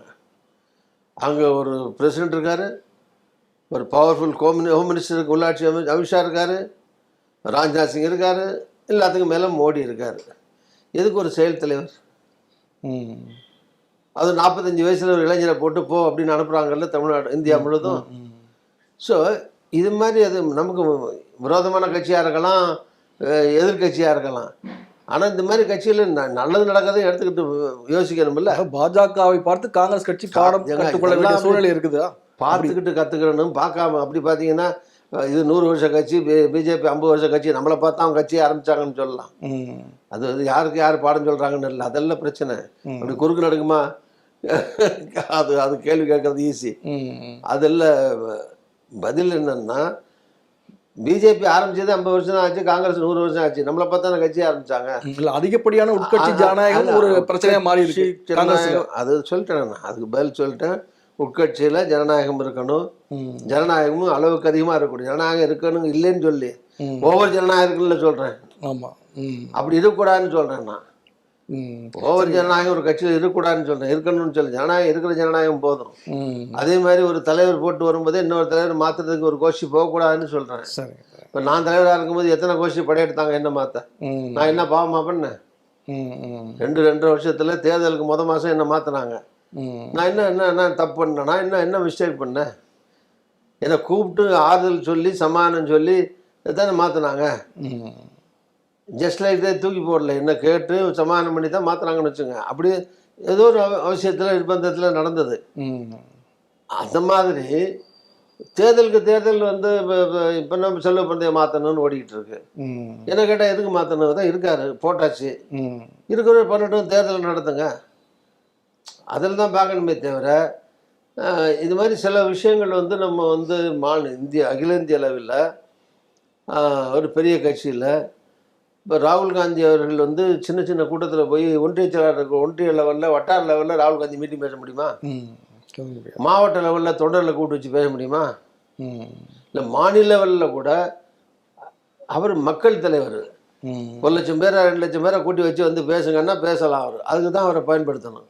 அவர் தொண்டர்கள் கூட்டத்துக்கு ராகுல் காந்தியை பயன்படுத்த முடியாது. அப்போது அகில இந்திய தலைவர் இருக்கார், ஓகே, அவர் பெரிய தலைவர், அனுபவம் உள்ள தலைவர். பட் அவர் வந்து ஒரு லிமிட்டடாக தான் போக முடியும். அவர் ஏஜ்னால அவரும் வந்து மாவட்டத்துக்கு மாவட்டம், இந்த வயசில் 85 வயசில் மாவட்டத்துக்கு மாவட்டம் போக முடியுமா? அவரும் வந்து கட்சி அங்கேருந்து டெல்லியிலேருந்து நடத்துகிறாரு. எல்லோரும் டெல்லியிலேருந்து கட்சி நடத்தி இங்கே அங்கங்கே மாநிலத்தில் கட்சி இஷ்டம் போல் நடத்துங்கன்னு அவங்கள்ட்ட விட்டுட்டு எப்படி பண்ண முடியும்? நான் என்ன சொல்கிறேன், யாராவது ஒரு 4 பேர் இப்போ செயல் தலைவர் மாதிரி கூட போட்டு 5-6 ஸ்டேட்டை ஒரு கொடுங்களா? என்ன தப்பு அதில்? எல்லாத்துக்கும் கண்ட்ரோல், யாரையும் ராகுல் காந்தியை மீறி பண்ண போகிறது இல்லையே. ராகுல் காந்தி அந்த பெரிய தலைவர். ஸோ கட்சியை எப்படி பலப்படுத்துறது, எப்படி அடிப்படையிலேருந்து கட்சியை வந்து கட்டமைப்பாக கொண்டுட்டு போகிறது, இதெல்லாம் வந்து யாரை கேட்குறா? எனக்குலாம் நான் வந்து ஒரு காங்கிரஸ் தொலைக்காட்சிங்கிறதுனால நான் சொல்கிறேன், ஒரு காங்கிரஸ்காரனா எனக்கு வருத்தமாக தான் இருக்குது. இப்ப நான் போய் சொல்லி யாரும் கேட்குறேன்? நான் வந்து ஒரு 5 ரூபா மெம்பர் தான். இப்போ எனக்கு நான் இந்த மாதிரி கேட்டிங்கன்னா ஏதாவது வருத்தமாக இருந்தால் அது மாதிரி தொலைக்காட்சியில் வேணால் சொல்லிட்டு போயிட்டுருக்கலாம். அதனால் ஒரு அடிப்படையில் எனக்கு எந்த பதவியும் கிடையாது. அதனால் ஒரு 5 ரூபா மெம்பரு எனக்கு இருக்க ஆதங்கத்தை சொல்கிறேன், அவ்வளோதான். சரி, இப்போ கட்சி பிரச்சனை ஒரு பக்கம் இருக்கிறது. இப்போ பொதுவாக வந்து தமிழ்நாட்டில் வந்து காங்கிரஸ் கட்சியை அடுத்த கட்டத்திற்கு கொண்டு போகாமல் தடுப்பது கூட தேசிய பார்வை ஒரு காரணமாக இருக்குதுன்னு சொல்கிறாங்க. இப்போ வந்து பீகாரில் வந்து ஒரு வாக்கு திருட்டு நடந்தால் தமிழ்நாட்டில் இருக்கக்கூடிய மக்கள் ஏன் கவலைப்படணும் என்பது போல வந்து சில பார்வை இருக்கிறது. தமிழ்நாட்டில் இருக்கக்கூடிய பிரச்சனையை மையப்படுத்தி ஒரு பெரிய அளவில் போராட்டத்தை வந்து காங்கிரஸ் கமிட்டியோ காங்கிரஸ் கட்சி சேர்ந்தவர்கள் வந்து முன்னெடுத்தலை. கூட்டணியில் இருக்கிறோம் அப்படிங்கிற காரணத்துக்காக கூட பல பிரச்சனைகள் வந்து மக்கள் பிரச்சனைகளை தலையிடலை என்பது போலலாம் வந்து ஒரு விமர்சனம் இருக்கிறது. அந்த விமர்சனம் நியாயம் இருக்கிறதா நீங்கள் உணர்றீங்களா? அதாவது நான் சொன்ன மாதிரி காங்கிரஸ் வந்து தேசிய கட்சி. தேசிய கட்சி தேசிய சிந்தனை இல்லாமலோ தேசிய பிரச்சனைகளை மையப்படுத்தி போராட்டங்கள் நடத்தாமலும் இருக்க முடியாது. பண்ணித்தான் ஆகணும். ஆனால் இங்கே இருக்க மக்களுக்கு முழு பிரச்சனை முடிச்சிடறேன். தேச லெவலில் தமிழ்நாட்டுக்கு பாதிப்பு வந்துச்சா ஒரு இஷ்யூனால இல்லையா? தமிழ்நாட்டுக்கு பாதிப்பு இல்லை, அதனால் இந்த போராட்டத்தை அந்த மாநிலத்தில் மட்டும் பண்ணுங்க, இந்த மாநிலத்தில் வேண்டாம், அப்படி ஒரு தேசிய கட்சி பண்ண முடியாது. ஒரு பீகாரில் ஒரு பாதிப்பு வந்தாலும் சரி, மணிப்பூரில் ஒரு பாதிப்பு வந்தாலும் சரி, அஸ்ஸாமில் வந்தாலும் சரி, நாடு முழுவதும் ஒரு போராட்டம்னு நடத்தும் போது எல்லா மாநிலத்தையும் நடத்தலாம், தப்பு கிடையாது. நம்பர் 1 தேசிய பார்வை, தேசிய அளவான நடவடிக்கைகள் தேசிய கட்சிக்கு அவசியம். நம்பர் 1. நம்பர் 2, மாநிலத்தில் இந்த மாதிரி தேசியம் தழுவிய நாடு தழுவிய பிரச்சனைகள் மட்டும்தான் நாங்கள் தேசிய கட்சி கவனம் செலுத்துவோம், உள்ளூர் எக்காடு கட்டாலும் பரவாயில்ல அப்படின்னு பண்ண முடியாது. அந்த மாநிலத்திலையும் அந்த கட்சி வளரணும்னா அந்த மாநில மக்கள் பிரச்சனைகளை கையில் எடுத்து, மாநில வளர்ச்சிக்கான பிரச்சனைகளை கையில் எடுத்து, இப்போ மத்திய அரசு தமிழ்நாட்டை எந்தெந்த விதத்தெல்லாம் புறக்கணிக்குது அதுக்கான போராட்டங்கள். ஈவன் கூட்டணி அரசாங்கமாக இருந்தால் கூட இப்போ திமுக அரசாங்கம் நடக்குது, அதில் வந்து மக்களுக்கு விரோதமான இல்லை, அவங்க ஒரு அரசாங்கம் வரி வேணும், நடவடிக்கை வேணும், எந்த அரசாங்கம் வந்தால் ஒரு நடவடிக்கை எடுப்பாங்க. அது ஒரு மக்களுக்கு வந்து ஒரு கூடுதல் சுமையாக இருக்குன்னு கருதுகிற பட்சத்தில், உதாரணமாக இப்போ வீட்டு வரி உயர்வு, மின் கட்டண உயர்வு, இப்படி எதை வச்சுங்க, எக்ஸாம்பிளுக்காக சொல்கிறேன். இது வந்து ஒரு ரீசனபிளாக இல்லை, அதிகமாக பண்ணிட்டாங்க. எல்லா கட்சியும் போராடும் போது நம்ம கூட்டணி, அதனால் நம்ம சொன்னால் ஏதாவது கோச்சுக்குவாங்க, நம்ம அதை பற்றியே நம்ம ஒன்றும் பேச வேணாம் அப்படின்னு இருந்தால் அந்த கட்சி வளர முடியாது. அப்போ என்ன செய்யணும்? அப்போ என்ன செய்யணும்னா அட்லீஸ்ட்டு அவங்கெல்லாம் கண்டனம் ஆர்ப்பாட்டம் பண்ணால் கூட நம்ம ஒரு கோரிக்கை அப்படின்னு வச்சு நம்ம என்ன பண்ணணும்? கட்டணம் உயர்த்திருக்கீங்க, வீட்டு வரி 100 இருந்தது 500 ஆக்கிட்டீங்க, உயர்த்தே வேணான்னு சொல்லலை, 500 ஜாஸ்தி, ஒரு 200 ஆக்குங்க, குறைங்க, பாதி ஆக்குங்க, அப்படி கேட்கலாம், தப்பு இல்லை. இல்லை, அவங்க செய்கிறாங்க, செய்யாமல் போகிறாங்க. அட்லீஸ்ட் மக்கள் என்ன குரல் கொடுத்தா, உதாரணத்துக்கு நான் சொன்னேன், இந்த மாதிரி சில போராட்டங்கள் பண்ணவே இல்லை. நீங்கள் சொன்னது முக்கிய பிரச்சனை தான். நான் சொன்னது அப்படி பண்ணலை காங்கிரஸ்ன்னு சொல்லலை, பண்ணிட்டு தான் இருக்கோம். இப்போ கொஞ்சம் நீங்கள் சொன்ன மாதிரி பண்ணல, மக்கள் பார்வையில் அளவுக்கு பண்ணல. மக்கள் பார்வையில் என்னன்னா, மற்ற கட்சிகள் ஒரு பிரச்சனை வரும்போது எதிர்த்து பண்ணுற மாதிரி ஒரு சட்டம் ஒழுங்கு பிரச்சனையாக இருக்கட்டும், இந்த மாதிரி ஒரு உயர்வுகளாக இருக்கட்டும் நடக்கும்போது மக்கள் பிரச்சனைகள், இப்போ ஆசிரியர்கள், என்ஜிஓக்கள், அவங்க அது மாதிரி பல போராட்டங்கள் அங்கே உண்ணாவிரதம் ஆர்ப்பாட்டம்லாம் நடக்குது. அதில் போய் மற்றவங்கெல்லாம் பேசிட்டு வராங்க. நம்ம கூட்டணி ஆட்சிக்கு எதிராக நடக்கிறதுனால நம்ம போய் அதில் பேச முடியாது. பட் இருந்தாலும் நம்ம கருத்து சொல்லணும்னு சொல்லணும். என்ன சொல்லணும்? இந்த மாதிரி பிரச்சனை இருக்குது, இந்த பிரச்சனை நீங்கள் வாக்குறுதி கொடுத்தீங்க, அதில் இதை தான் நிறைவேற்றுறதுக்கு முயற்சி பண்ணுங்கள், முடிஞ்சதை செய்யுங்க, அவங்கள கூப்பிட்டு பேசி பேச்சுவார்த்தை நடத்தி ஏதாவது தீர்வு காண்றதுக்கு பண்ணுங்க. இது மாதிரி ஒரு ஏதாவது அபிப்பிராயங்களை சொல்லணும். கூட்டணி இருக்குங்கிறதுனால வாய மூடிக்கிட்டே இருந்தாலும் தொகுதி உடன்படிக்கை தானே, குறைந்தபட்ச செயல்திட்டம் கூட கிடையாது. தொகுதி உடன்படிக்கை தேர்தல் நேரத்தில் ஒரு தொகுதி உடன்படிக்கை கூட்டணி தான். மற்ற மக்கள் பிரச்சனை வந்து தனித்து இயங்கக்கூடிய வாய்ப்பு நிறைய இருக்குல்ல. நான் ஒத்துக்கிறேன். அது மாதிரி மக்கள் பிரச்சனைகளை அதை காயப்படுத்தாமலும், கூட்டணியில் இருக்கிற ஆளுங்கட்சி நம்முடைய கட்சி, நம்முடைய அரசாங்கம் தான். கூட்டணி அரசாங்கம் நம்ம அதில் பங்கு வகித்தாலும் அங்கே பங்கு வகிக்கலைன்னாலும் அங்கே நடக்கிற நல்லது கெட்டது நம்மளையும் சேர்த்து தான் பாதிக்கும், நம்மளை சேர்த்து தான் பலப்படுத்தும். அதனால் அவர்களை வந்து காயப்படுத்தாமலோ அல்லது வந்து அவங்கள துன்புறுத்தாமலோ, ஆட்சியாளர்களுக்கு இடைஞ்சலாக இல்லாமலோ, அதே நேரத்தில் மக்களுக்கு வர இடைஞ்சலை நீக்கிற விதத்திலையும் ஒரு வயாமீடியான கருத்துக்களை சொல்லி அதை பாலிஷ்டாக கொண்டு போகிறது வேண்டியது ஒரு கட்சியினுடைய கடமை. அந்த கட்சியில் தலைமை ஏற்றுக்கிற தலைவருடைய கடமையும் கூட. அதை வந்து ஒவ்வொருத்தரும் நீங்கள் உடனே நான் சொல்ல பொதுவான கருத்து. நீங்கள் இருக்கும்போது பண்ணீங்களா, செல்வ பண்ணுறாரா, அழகிரி பண்ணாரா, இபிஎஸ் பண்ணாரான்னு அப்படின்னு, இளங்கோவன் பண்ணாரான்னு கேட்கக்கூடாது. அவங்கவுங்க காலத்தில் அவங்க சக்திக்கு உட்பட்டு அவங்களுடைய அறிவுக்கும் ஆற்றலுக்கும் அவங்களுடைய அனுபவத்துக்கும் சிந்தனைக்கும் செயல்பாடுகள் ஒன்று வித்தியாசப்படும். எல்லாரும் ஒரே மாதிரி பண்ண முடியாது. ஸோ ஒவ்வொருத்தரும் அவங்க சக்திக்கு ஏற்ப பண்ணிட்டு தான் இருக்கோம். அவரும் பண்ணிட்டு தான் இருக்காரு, எல்லாரும் பண்ணிட்டு தான் இருந்தோம்னு வச்சுங்க. நான் சொல்றது பாலிசியாக ஓவராலாக இது ஒரு பொதுவான கருத்து. இப்படி போனால் தான் அந்த கட்சி வந்து உயிரோட்டமாகவும் மக்கள் விரும்பக்கூட கட்சியாகவும் அதிகமாக வளரணும்னா பொது பிரச்சனைகளில் கவனம் செலுத்தணும். அதில் ஒன்றும் சந்தேகம் கிடையாது. சரி, இப்போ இதில் திமுகவுடைய பார்வை என்னவாக இருக்கும் என்பது போல சில விமர்சனங்கள் வந்து முன்வைக்கப்படுகிறது.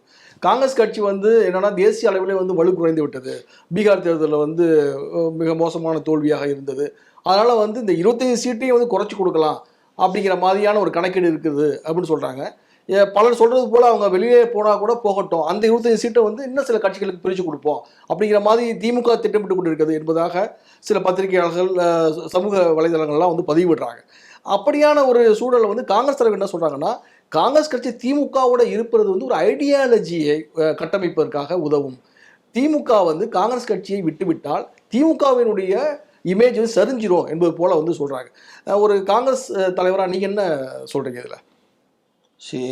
இதெல்லாம் வெளியே பேசப்படுற செய்திகள் அல்லது பத்திரிகைகள்லையோ ஊடகங்கள்லையோ விவாதங்கள் நடத்துகிற செய்திகள், இல்லை மனசுக்குள்ளே யாராவது நினச்சிட்டு இருக்கிற செய்திகள், சில விஷயம் கற்பனையான விஷயங்கள், இதெல்லாம் சேர்த்து கோர்வையாக கேள்வி கேட்குறீங்க. பட் இது ரியாலிட்டியில் என்னன்னு கேட்டிங்கன்னா,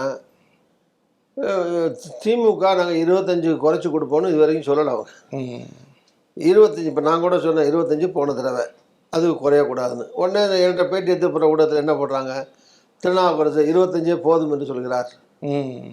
25 போதும்னு சொல்லலை, போன தடவை 25க்கு குறையக்கூடாது, அதுக்கு மேலே 50 கேட்கலாம் 80 கேட்கலாம், கேட்போம். அவங்க என்ன கொடுக்குறாங்கிறத பேச்சுவார்த்தை நடத்தி தான் முடிவு பண்ணணும். 25 மேலே கேட்கவே கூடாது, 25 போதும் அப்படின்னு நான் சொல்லலை. இப்படிலாம் வரும் செய்திகள். அதே மாதிரி இல்லைங்க நாங்கள் வந்து இந்த தடவை இன்னும் 2-3 கட்சி எங்களுக்கு வருது, இன்னும் ஒரு 5-6 குறைச்சிக்கலான் இருக்கணும்னு அவங்க சொல்கிறதாக செய்திகள் தான். அந்த மாதிரி யாரும் அவங்க சொல்லலை, அதிகாரப்பூர்வமாக திமுகவில் சொல்லலை. இன்னொன்று வந்து இதில் வந்து ப்ராக்டிகாலிட்டி, யதார்த்தமான நடைமுறைன்னு ஒன்று இருக்கு இல்லையா. எப்படின்னா, திமுக பெரிய கட்சி ஆட்சியில் இருக்காங்க, நம்ம காங்கிரஸ் மட்டும் இருக்கிற ஒரே கட்சி அல்லது. போன தடவை நீங்கள் வந்து 200ல் நின்னீங்க, எங்களுக்கு 25 கொடுத்தீங்க, இப்போ 200 குறைச்சிங்க அப்படின்னு கேட்க முடியாது. அங்கே இன்னொரு 10-12 கட்சி கூட இருக்குது. ஸோ போன தடவை 160 170 நின்று அவங்க 126 அவ்வளோதானே வந்தாங்க. இந்த தடவை போன தடவை நிற்கிறதில்ல, ஒரு 10 5 குறைச்சிக்கிட்டு அவங்க எதாவது நினச்சா அதான் பண்ணலாம். அதுக்கு பதிலாக நீங்கள் 100ல் நின்றுங்கன்னு எப்படி கேட்க முடியும்? நாங்கள் 25, ஆமாம் 25 குறைவு தான், கரெக்டு தான், வருத்தம் தான், கூட இருந்து தான் நல்லது தான், அதுக்காக எங்களுக்கு 75 கொடுங்க. முந்தியெல்லாம் கொடுக்கலையா? 80ல் பாதி தரலையா? 1/3 கொடுக்கலையா? இப்போ 1/3 கொடுங்கன்னா நமக்கு 75 76 நமக்கு கொடுத்துட்டு கேட்கறது. நான் சொல்கிற மாதிரி இப்போ காங்கிரஸ்காரனா நானும் சொல்லலாம், ஆமாங்க 75 வேணும், 80ல் பாதி நின்னோம்ல, இப்போ பாதி கேட்க வேண்டியானேன்னு. பட் ப்ராக்டிக்கலாக நடைமுறை சாத்தியத்தில் வந்து இன்னொரு 10 கட்சி இருக்கும்போது நமக்கு ஒரு 25 சீட்டு ஜாஸ்தி 50 கொடுத்தாங்கன்னா அடுத்த நாளே வரிசையாக போய் நேற்று முஸ்லீம் லீக் கூட்டத்தில் காதர் மதினா கூட சொல்லியிருக்காரு 20 சீட்டு கேட்போம். அது ஒவ்வொருத்தரும் எல்லா கட்சியிலும் நெருக்கடி வரும், எல்லாம் 20 30 30ன்னா அப்புறம் திமுக கடைசியில் 50 தான் நிற்கலாம். அப்படி ஒத்துக்குவாங்க. அதை நீங்கள் உணர்றீங்க இல்லையா? அது காங்கிரஸ் கட்சி உணர்ந்து இருக்கிறது. காங்கிரஸ் கட்சி உணர்ந்து பெரிய கட்சி இல்லையா, திமுக அடுத்து பெரிய கட்சியாக இருந்தாலும் சீட்டு கூட கேட்பாங்க. பேச்சுவார்த்தையில் அது ஒரு உடன்பாட்டுக்கு வரும். இப்படி என்ன கருத்து இருந்தாலும் எவ்வளவு கேட்டாலும் கடைசியாக ஒரு முடிவு வரும்போது முடிவு எல்லாரும் கூட்டணியில் இருக்கணும்னா அந்த கூட்டணி தர்மம் எல்லாரும் அதை ஒத்துக்கிட்டு தானே செயல்படணும். அந்த நிலை பேச்சுவார்த்தையில் இறுதியில் முடிவாயிடும். இதில் வந்து அதனால் இப்போ நாங்கள் இவ்வளோ கொடுத்தா தான் 50 கொடுத்தா தான் கூட்டணியில் இருப்போம். நீங்கள் சொன்ன மாதிரி மந்திரி சேவையில் கொடுத்தா தான் இருப்போம், அப்புறம் என்னென்ன இலாக்கா கொடுத்தா தான் இருப்போம், அப்புறம் இத்தனை மந்திரி கொடுத்தா தான் இருப்போம்னு காங்கிரஸ் ஆரம்பிச்சா, இது மாதிரி ஒவ்வொரு கட்சியாக விடுதலை சிறுத்தை எங்களுக்கு எத்தனை மந்திரி என்ன இலாக்கா, சிபிஎம்ல என்ன மந்திரி என்ன இலாக்கான்னு ஒவ்வொருத்தரும் தேர்தல் நேரத்தில் பேச ஆரம்பிச்சா அந்த கூட்டணி வழங்காத அப்புறம் கண்டிப்பாக இதில் ஏதாவது ப்ராக்டிக்கலாக சாத்தியக்குள்ள. நான் சொல்கிறது இதை டிவியில் பார்த்துட்டு காங்கிரஸ் தோழர்களே சில பேர் என்ன இப்படி சொல்கிறாரு, மந்திரி வேலை வேணா திருநாவுக்கரசு வானாங்கிறாருன்னு கூட திட்டுவாங்க பேர். பட் அது சாதாரண தொண்டர்கள் மத்தியில் அவங்களுக்கு அது நான் சொல்கிற மாதிரி எல்லாரும் ஆராய்ச்சியாளர்கள் கிடையாதுல்ல, ஆசை விருப்பம் ஒரு காங்கிரஸ் தொண்டருடைய எதிர்பார்ப்பு இருக்க தான் செய்யும். அது நம்ம தலைவர்களும் விவரமான இருக்கிறவங்களும் விவரம் இல்லாமல் பேச முடியாதுல்ல. இப்போ இதில் வந்து இப்போ 2 மிக முக்கியமான கேள்வி கடைசியாக கேட்டு முடிச்சிடலாம் நினைக்கிறேன். இதில் வந்து நீங்கள் வந்து எம்ஜிஆர் அவர்களுக்கு மிக நெருக்கமானவர்களாக பிடித்தமானவராக வந்து பயணிச்சிருக்கீங்க அதிமுகவில். அதிமுகவுடைய இன்றைய நிலைப்பாடு வந்து அந்த கட்சியில் இருக்கக்கூடியவர்களுக்கு மிகப்பெரிய அளவில் வேதனையை அளித்துக் கொண்டிருக்கிறது. பாஜக நெருக்கடி காரணமாக தான் கூட்டணி வச்சிருக்கிறாங்க. அவங்க வந்து ஆட்டி வைக்கக்கூடிய அளவுக்கு எடப்பாடி பழனிசாமி ஆடிட்டு இருக்காரு என்பது போல சொல்றாங்க. வேறு வழி இல்லை எடப்பாடி பழனிசாமிக்கு என்பது போல பரிதாபப்படுறாங்க அவரை பார்த்து. உங்களுக்கு அந்த பரிதாபம் ஏற்படுது? அந்த கட்சியை பார்த்து நீங்க என்ன ஃபீல் பண்றீங்க?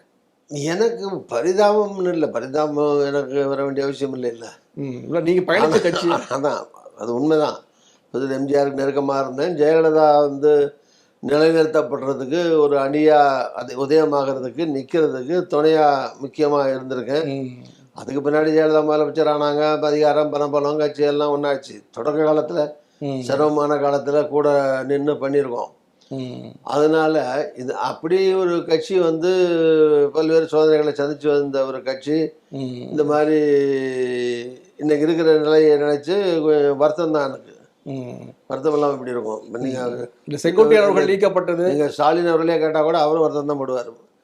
ஏன்னா அவர் ஒன்றும் மோடி மாதிரி காங்கிரஸ் இல்லாத இந்தியாங்கிற மாதிரி எதிர்கட்சி இல்லாத அதிமுக இல்லாத தமிழ்நாடுன்னு ஒருத்தரையும் சொன்னதில்லை. அவர் தங்க வழக்கா இருந்தாலும் தூண்டுகோல் வேணுங்கிற மாதிரி. இதை கேட்டிங்கன்னா நாங்கள் திமுக அவர் தான் முதலமைச்சர் ஆவரணும், கூட்டணி திமுக தலைமையில் தான் ஆட்சி இருக்கணும், ஆட்சி இருக்குது, நாம் காங்கிரஸ் அந்த கூட்டணிலாம் இருக்குன்னு நான் சொல்கிறேன்ல. அது ஒரு கட்சி தலைவராக 50 வருஷம் அனுபவத்தில் எது சாத்தியம் இல்லைங்கிறத வச்சு நான் சொல்கிறேன். அதுக்காக நான் வந்து அதிமுக அழிஞ்சு போய் 0 ஆகணும்னு சொல்ல முடியாது. யார் அவரும் சொல்ல, நானும் சொல்ல, யாரும் சொல்ல மாட்டோம். இப்போ செங்கோட்டையன் தான் கட்சி இருக்கணும் இருக்கு. அந்த கட்சி வந்து முந்த மாதிரி இல்லை. இப்போ செங்கோட்டையன் போனார், நீக்கப்பட்டார், அல்லது ஓபிஎஸ் நீக்கப்பட்டார், அல்லது தினகரன் ஒரு கட்சி நடத்திட்டு இருக்காரு, சசிகலா வெளியே உட்காந்து ஒருங்கிணைப்புன்னு சொல்லிட்டு இருக்காங்க. இந்த மாதிரிலாம் இருக்குன்னு வச்சுங்க. இது இவங்க எல்லாருமே 0, யாருக்கும் எந்த செல்வாக்கும் கிடையாது அப்படின்னு சொல்ல முடியாது. ஒவ்வொருத்தரும் ஒரு வகையான ஒரு கட்சிக்கு பலம் தான். இப்போ செங்கோட்டை போனதுனால தாவேக்காவுக்கு பலம் கிடைக்கும்னு நினைக்கிறீங்களா?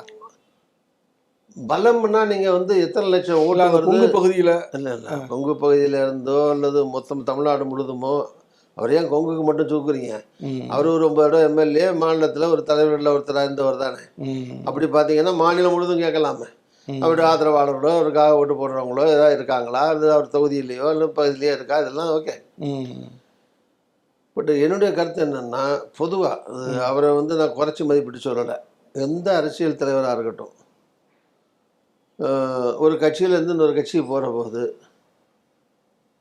அவங்க என்ன ஜாதியாக இருக்கட்டும், எந்த மாவட்டமாக இருக்கட்டும், அல்ல எந்த கட்சியாக இருக்கட்டும், அப்படியே ஓட்டை அள்ளிட்டு போனவங்க கிடையாது. இப்போ திமுகலேருந்து விலகி போய் சில பேர் அதிமுகவில் சேர்ந்துருக்கலாம். யார் திமுக ஓட்டையோ அந்த ஜில்லா ஓட்டையோ அவர் ஜாதி ஓட்டையோ மொத்தமாக அள்ளிட்டு போனது யார்? அதிமுகலேருந்து சில பேர் போய் திமுகவில் சேர்ந்துருக்கலாம். அந்த தொகுதியிலையோ ஒரு தொகுதியில் அதனால் பலன் கிடைச்சிருக்கலாம், அல்லது அவருக்கு வேண்டிய ஆதரவாளர்கள் அங்கே இருக்கிறவங்க சேர்ந்துருக்கலாம். அதானே தவிர அந்த ஜில்லா பூராத்தையும் அதிமுக காலி பண்ணி அள்ளிட்டு போனது யார்? அந்த ஜாதி பூரா கூட்டிகிட்டு போனது யார்? அதே மாதிரி பிஜேபிக்கு போனவங்க, பிஜேபியிலேருந்து காங்கிரஸ் வந்தவங்க, யார் எந்த கட்சிக்கு யார் போனாலும் ஒட்டுமொத்த மக்களையோ ஒட்டுமொத்த ஜாதியையோ ஒட்டுமொத்த கட்சியையோ எல்லாத்தையும் அள்ளிட்டு போவோம். தமிழ்நாட்டை மட்டும் இல்லை, இந்தியாவிலேயே யாரும் பண்ண முடியாது. அது நிறைய அது அங்கே அதுக்குன்னு ஒரு கட்சி இருக்குது. அந்த கட்சிக்குன்னு என்ன அஸ்திவாரங்கள் இருக்கோ அதனுடைய அடிப்படையில் தான் அது கட்சி கூட்டணி ஓட்டு வாங்குறது கூட்டுறது குறையிறது அப்படி தான் போகுமே தவிர, யார் அந்த தலைமை ஏற்று அந்த கட்சியை நடத்துகிறா, அதுக்கு என்னென்ன சித்தாந்தங்கள் ஐடியாலஜி நடக்குது, சின்னம் என்ன, அது என்ன, இந்த மாதிரி பல விஷயங்கள் இருக்குது. அதனால நன்மையா தீமையாலாம் கேட்டிங்கன்னா நன்மை தான். இப்போ செங்கோட்டையன் போனால் அவர் செங்கோட்டையனுக்கு நன்மை தான். கட்சியை விட்டு நீக்கியாச்சு, நீக்கின பிறகு அவர் இன்னும் ரோட்டில் படுத்தா கிடப்பாரு. எங்காவது போகணும், திமுகவுக்கு போகலாமான்னு பார்த்தா திமுகவில் அவருக்கு முன்னாடி இங்கே இருந்த நிறைய பேர் அங்கே போய் மந்திரியாக இருக்காங்க, பல்வேறு பொறுப்பில் இருக்காங்க.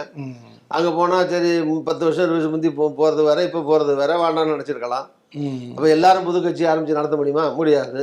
இப்போ இருக்கிறதுல வாய்ப்பு என்ன இருக்குது? தமிழ்நாடு வெற்றி கழகம், சரி போ அப்படின்னு போயிருக்காரு. முந்தி இறங்கி ஃப்ளைட்டில் போனார், அவருக்கு வேண்டிய ஒரு 50 பேர் நின்றுருப்பாங்க. இப்போ போய் ஃப்ளைட்டில் போனால் ஒரு 1000-2000 பேர் நிற்கிறாங்கல்ல, அது நன்மை தானே அவருக்கு. அவர் தொகுதிக்குள்ளே போனால் ஒரு 10-15 பேர் நின்று வர வைக்கிறாங்கல்ல, நன்மை தானே அவருக்கு. அவருக்கு ஒரு ஓட்டு இருந்தது, 10,000 20,000 10,000 ஏதோ ஓட்டிருக்கலாம் போட்டு ஜெயிச்சிருக்காரு. தாவேக்காக்கு கொஞ்சம் ஓட்டிருக்கு, அதுவும் சேர்ந்தா தேர்தலில் போட்டி போடுறதுக்கு ஜெயிக்கிறதுக்கு ட்ரை பண்ணுறதுக்கு ஒரு நல்லது தானே. இதில் அவருக்கு கிடைச்ச நன்மைகள். தாவேக்காக்கு என்ன நன்மை? 9 ஜெயிச்ச ஒருத்தர், பல முறை மந்திரியாக இருந்த ஒருத்தர், நாடு தெரிஞ்சவர் ஒருத்தர் வராரு. ஒரு கூட்டம் போய் ஏற்பாடு பண்ணா பண்ணுவார். ஜெயலலிதாவுக்கு டூர்லாம் ஏற்பாடு பண்ணியிருக்காரு. டூர் போனாங்கன்னா இருந்து போட்டு கொடுப்பாரு. ஒரு மாவட்டத்தில் பிரச்சனை போய் பேசுங்கன்னா பேசிகிட்டு இருப்பார். எஸ்பி கலெக்டர்கிட்ட பேசுங்கன்னா ஒரு முன்னாள் அமைச்சர்னு பேசினா ரெஸ்பாண்ட் பண்ணுவாங்க. ஒரு பேச்சுவார்த்தை நடத்தணும் போய் நடத்துக்கணும் நடத்துவார். இதெல்லாம் அந்த கட்சிக்கு நன்மை தானே. இப்படி தான் பேக்கன்மே தவிர எத்தனை கோடி பேரை கூட்டிகிட்டு போனார், அப்படியே கவுண்டர் போகிறதையும் கூட்டி போயிட்டாரா, இப்படிலாம் அது இப்படி கேட்டுக்கிட்டு அதுக்கு பதில் சொல்லிட்டு இருக்க முடியாது. எல்லாத்தையும் சாதக பாதத்தை வச்சு தானே அவங்களும் சேர்த்துக்கிறாங்க, வரும் சேர்றாரு. ஓகே அது. பட் ஆனால் இந்த அதிமுக கேட்ட அதிமுக பொறுத்த வரைக்கும் அதிமுக கட்சி எதுன்னா சின்னம், கொடி, கட்சி பேர், கட்டடம், அதுக்குள்ள இருக்கிற காசு. இப்போ காசும் முக்கியத்துவம். காசுங்கிறது இப்போ வெளிப்படையாக எல்லாம் தேர்தலுக்கு கட்சிக்கு தான் சட்டப்பூர்வமாக பணம் கொடுக்குறாங்களே. பிஜேபிக்கு 2,00,000 கோடி இருக்குன்னு வருது இல்லை, கணக்கு இன்கம் டேக்ஸுக்கு வருது இல்லை. அந்த மாதிரி அந்த கட்சியில் ஒரு தொகை இருக்கும், 300 500 தெரியாது. அது மாதிரி இருக்கிற இன்னொருத்தர் கட்சியிலேருந்து வெளியே போகிறவர் போய் ரோட்டில் நின்னாருன்னா அவர் யார்? இங்கே ஒரு 500 கோடியோடு இருக்காரு, இன்னொருத்தர் என்கிட்ட காசே இல்லைன்னு வெளியே போய் கட்சி ஆரம்பிக்கிறாரு. ஸோ அது ஒரு பலமாயிடுது இல்லையா. பட் காசு மட்டுமே கிடையாது. நான் சொன்ன மாதிரி காசு, கட்டடத்துலேருந்து, சின்னத்திலேருந்து, கொடியிலேருந்து 1008 விஷயம் யார்கிட்ட இருக்குது? எடப்பாடிகிட்ட இருக்குது. அப்போ கட்சின்னு அதிமுகன்னு பார்த்தா இப்போ எடப்பாடி தான் கட்சி. சின்ன கட்சியா பெரிய கட்சியா சேதாரம் இருக்கா இல்லையா, அது செகண்டரி. இருக்கிறதுல அதிமுக யாருன்னா எடப்பாடி தான் அதிமுக இப்போ இருக்கிறதுல. இப்போ எம்ஜிஆர் ஆகிறதுக்கு பல பேர் ட்ரை பண்ணாங்க. எடப்பாடி பழனிசாமி கூட அந்த தொப்பியெல்லாம் போட்டு எம்ஜிஆர் மாதிரிலாம் போஸ் கொடுத்த ஃபோட்டோக்கெல்லாம் பார்க்க முடிஞ்சுது. அது பிறகு கருப்பு எம்ஜிஆர்னு சொல்லிட்டு விஜயகாந்த் அவர்களை முன்னெடுத்துனாங்க. இப்போ விஜய் அவர்களை எம்ஜிஆர் அளவுக்கான ஒரு வசீகரமான ஒரு தலைவர் என்பது போல ப்ரொஜெக்ட் பண்றாங்க. நீங்க எப்படி பாக்குறீங்க? எம்ஜிஆர் அளவுக்கு அவருக்கு நான் ஜெயலலிதா வெளியே கட்சியில் எம்ஜிஆர் நடத்தும்போது நக்கீரன்ல காமராஜ் இருந்தார். இப்போ என் கூட பேட்டியெல்லாம் எடுத்து என்ன கூட தான் வெள்ளை தொப்பியெல்லாம் போட்டு எம்ஜிஆர் மாதிரி கண்ணாடி போட்டு அட்டைப்படத்துல ஏன் போட்டு கதையெல்லாம் எழுதிக்கிட்டு இருந்தாங்க. கருப்பு கண்ணாடியும் வெள்ளை தொப்பியும் போட்டால் நான் எம்ஜிஆர் ஆக முடியுமா? அது மாதிரி யாரும் சரி, ஒரு எம்ஜிஆர் தான், ஒரு கலைஞர் தான், ஒரு ஜெயலலிதா தான், ஒரு காமராஜர் தான்.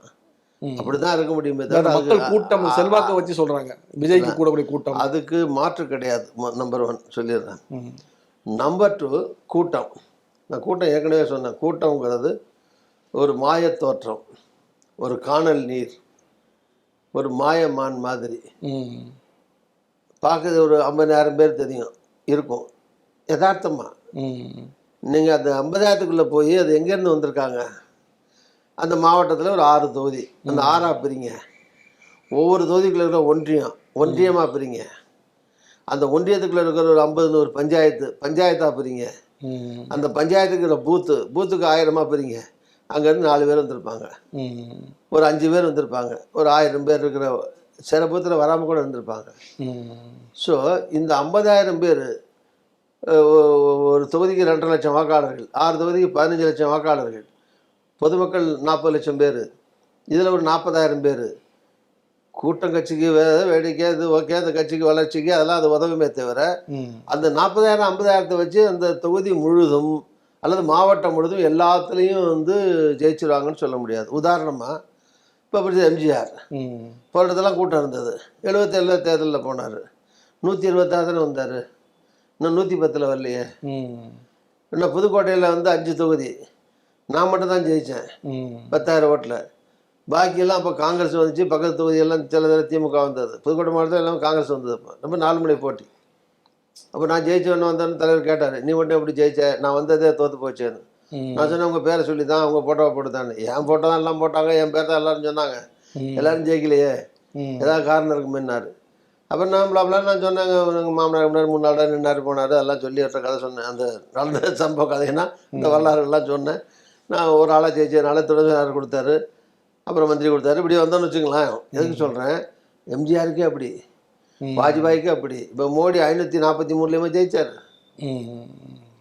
மோடிக்கு ஜெயிச்ச தொகுதியை தவிர பாக்கி தேர்தலில் மோடியை தெரியாதா? அதனால இப்போ விஜயகாந்த் கட்சி ஆரம்பித்தார். அவர் என்ன சின்ன, அவர் 350,000 படம் அடித்தார். அவர் கூட்டம் இல்லையா? சிரஞ்சீவி கூட்டம் இல்லையா? அவர் சூப்பர் ஸ்டார் 25,000 ஜெயிச்சார். அங்கே இருக்கிற 290 ஜெயிக்கத்தானே ஆள் போட்டார். ஸோ அதான் சொல்கிறாங்க, இந்த கூட்டத்தை கிட்டத்தெல்லாம் வச்சுக்கிட்டு அப்படி கணக்கு போட முடியாது. ஆள் கீழே போகும்போது கடைசியாக வந்து யார் ஆள் ஒரு தொகுதியில், இந்த வேட்பாளர் யார், அவர் ஏற்று நிற்கிறது யார், அவர் என்ன கம்யூனிட்டி, என்ன மதம், எவ்வளோ செலவு பண்ணுறாரு, அவருடைய பலம் என்ன, பலவீனம் என்ன, அவர் கூட என்னென்ன கூட்டணி இருக்குது, அதெல்லாம் சேர்ந்து எவ்வளோ ஓட்டு வருது, இவ்வளோக்கு எவ்வளோ ஓட்டு வருது, இப்படி எல்லாம் கணக்கு போட்டு தான் தேர்தலில் வெற்றி தோல்வி சொல்ல முடியுமே தவிர, இது மாயாஜாலம் மாதிரி ஓகே அப்படின்னு ஒரு ஜி பூம்பா 234 ஓகே வந்தாச்சு இப்படிலாம் யாரும் மேஜிக்லாம் யாரும் பண்ண முடியாது. நல்லது சார். நிகழ்ச்சியில் கலந்து கொண்டு பல்வேறு தகவல் சொன்னீங்க. வசந்த் தொலைக்காட்சி சார்பில் நன்றி சார். நன்றி, வணக்கம். கேள்வி களம்.